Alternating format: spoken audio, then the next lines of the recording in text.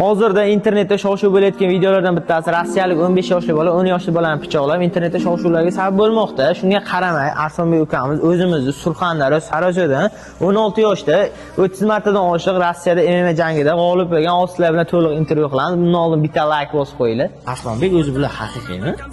Ha? Rossiyada 16 yoshdasiz, Surxondaryo Sariosiyodansiz. 30 martadan oshiq Lubetskiy ya'ni MMAda g'olib bo'lgansiz, to'g'rimi? Treneringiz kim bo'lgan? Arsonbek treneri bo'lgan ekansiz. Arsonbek haqida 2 og'iz ma'lumot bersangiz. Shularga sababchi bo'lgansiz siz. Ha, shunday. 11 yoshga trenirovkani boshlagan. Xudoga shukr, rezultatlar hammasi cho'tka edi. Bu yerda O'zbekistonda bilasizlar, unchalik kuchli emas o'sha paytlar MMA sportlari. O'shaning uchun o'zimiz rozichiligimiz bilan Rossiyaga jo'natib o'rgandik. Sababi maqsadimiz biza UFC'ga chiqish, katta ligalarga.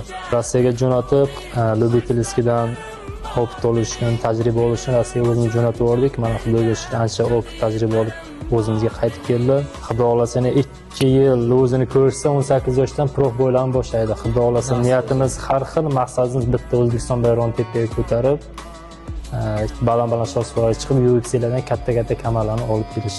Agar shu videomiz 10 ming oshq like yesa, Arsonbek men bilan jang qilasizmi? Ha? Besimiz to'g'ri keladimi? Kerak. Necha kilo? 50. 50.